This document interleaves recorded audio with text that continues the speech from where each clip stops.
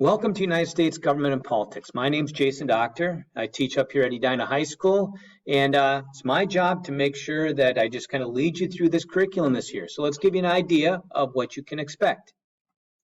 Here's my contact information if you should ever need to get a hold of me, but you can also just find it on the web, also at the Edina High School website. All right, so first off, in Edina High School, you do need 7 credits. Those are semester credits of social studies to graduate from high school. 9th grade U.S. government will give you 2, 1 for each semester. Our first unit of study, so let's kind of just run you through what you can expect for the content of the class. We start off the year by talking about different government systems, different ways people have arranged institutions to make, enforce, and interpret laws to benefit their people so that we can compare and contrast countries around the world. We then move into a unit that I like to call Preference, Parties, Politics, and Persuasion. We start off with political ideology and how that aligns or is housed in the various political parties here in the United States. We talk about election mechanics in this unit. It should be a fun year because we have a presidential election. We then move on. After that unit, we go on to constitutional history. We spend some time with our founding documents, the Declaration of Independence, our first plan of government, the Articles of Confederation, the essays that were written for in support of the ratification of the Constitution, the Federalist Papers, and then we move on to the Constitution itself. We look at the principles upon which it is based, and we never quite leave the Constitution after that. So starting in second semester, hopefully, we kind of go into the various institutions here in our country. We'll start with Congress, our legislative institution, looking at the differences between the House and the Senate. We might even offer you an opportunity to write your own piece of legislation and try to guide it through the bill to law process. We move on to the executive branch. We look at the powers and roles and duties of the presidency. We also spend a little bit of time with the bureaucracy as well, the huge network of institutions that help the president enforce and enact the law. Finally, we'll get to the Supreme Court. And with the Supreme Court, we look at is the process by which a case will be brought to the Supreme Court and the decisions and opinions that they make and the impact that those decisions have in our country.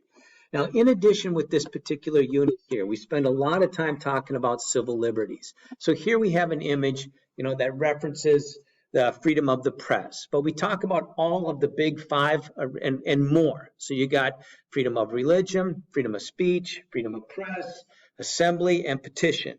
We go on to rights that guarantee you protections from unreasonable search and seizure, and all the way into like Amendment 10 and Amendment 9.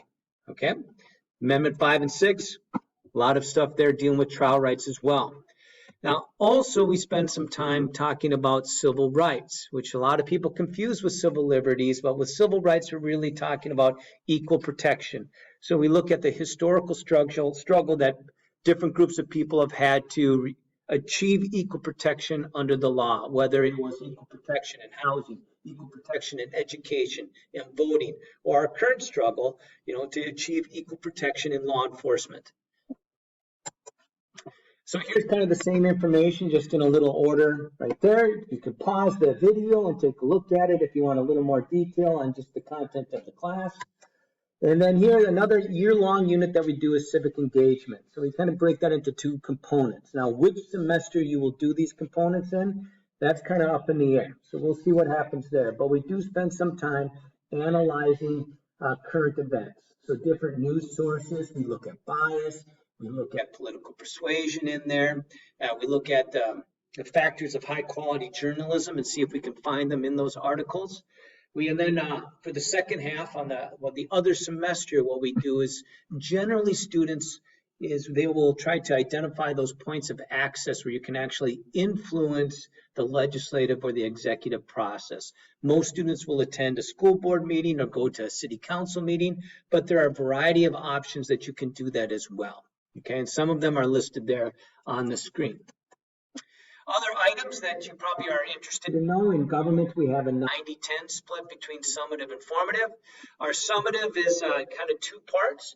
We have summatives, generally your unit final that's aligned with the standards of the class. It's a measure of not whether you can meet the standards, and that will be like within a unit, that will be like the larger percentage of your summative grade. there will be a smaller percentage of your summative grade that's a measure of whether or not you can exceed the standard. Can you go above? And that's how you get an A or B in the class, is by showing that you can demonstrate mastery that's above the standard. 10% formative, and then Schoology, the way we use Schoology, the way you'll want to use Schoology is make sure that you kind of stay up to date with the class with the calendar. It also has resources. Our textbooks will be online. Ideally, you'll be accessing the textbook through Schoology as well. Assignments and assessments will probably be delivered through Schoology, unless it's a project-based assessment. Then you might have a different way that is going to be delivered and that you would turn it in as well. If I'm a parent, I would ask my student for access to their Schoology account so I can keep track of them and not just be looking at whether or not there's missing assignments. Synchronous sessions can be delivered through Schoology. I did that last year. So whether it's you're an EVA student or it is an asynchronous or other synchronous sessions, is that I use Schoology conferences. It's embedded into Schoology. A lot of teachers use Google Meets. You could have that expectation as well.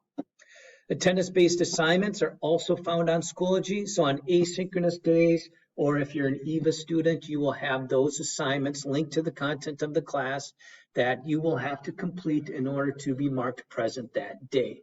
Those assignments can also be worth formative points as well. All right, moving on. How can I help my student exceed in government? Discuss current events. Know what's happening in the world. Talk about it around the dinner table, in the car. Okay, just ask them if the content itself is related to anything that's happening in the year. Try to present them with multiple perspectives, especially as we enter into the election cycle, when both of the major party candidates are turning their attention towards each other.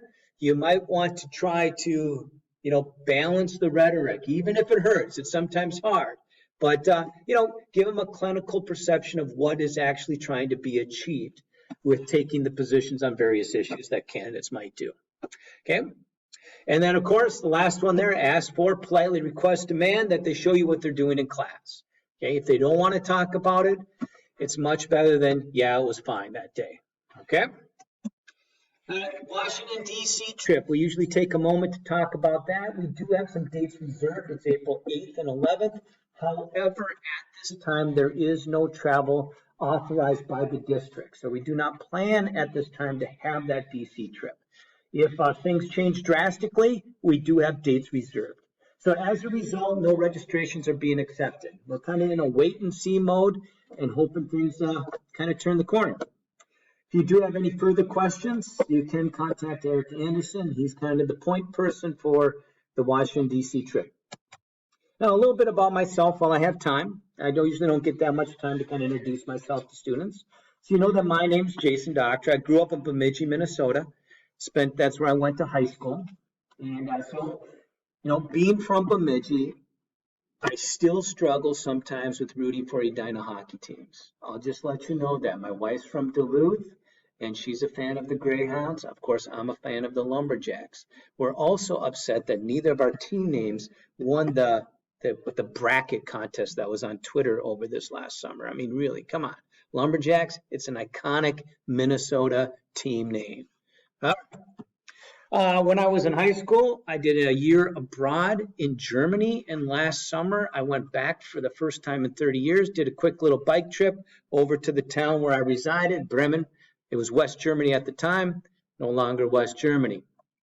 So I do like to travel internationally. I've been almost to every continent. I'm still waiting to go to Asia and Antarctica. In the winter, I enjoy skiing. I love to downhill ski. This is myself with my oldest son, Nico. He's a 10th grader at Roosevelt High School in Minneapolis this year. I also do some cross-country skiing because my younger sons, Max and Theo, are more into the cross-country. They do like downhill as well, but I've taken up both because I never did this as a student, never did this as a young adult. It's something that I learned to do once I had kids. This is something that I missed. I was unable to do this past summer because of COVID and the shutdown. As I have a softball team, we've won approximately 4 games in 3 years. We are really good, okay? But we enjoy getting together and playing softball. It's just it's a community of people that we all kind of know either from the neighborhood or because our kids go to school together. It's a good time. Oh, and if I went back there, just if you're interested, I play first base and I pitch. Okay. All right, here we did do this summer is we got together with 3 other families. We went up to Gunfoot Lodge, did not go into the Boundary Waters besides a day trip, but there's the 3 families. You can see my family in the foreground there. It's my wife Sarah wearing the Kyle hat, my 3 boys. Max and Theo are identical twins, so if you ever see them, they could be hard to tell apart. Max has glasses, Theo doesn't at this time. And then the newest addition to our family is Boomer. He's a yellow lab from Piers, Minnesota. And right now he's teething. Right now he's in his teenage years, that 4 to 6 month period. Yep, but we love having him. All right, well, that's a little bit about the class. That's a little bit about me. It's not the best video I've ever made, but we'll go with it, okay? All right, looking forward to either seeing you online or seeing you in class in the hybrid model. All right, thank you. Bye.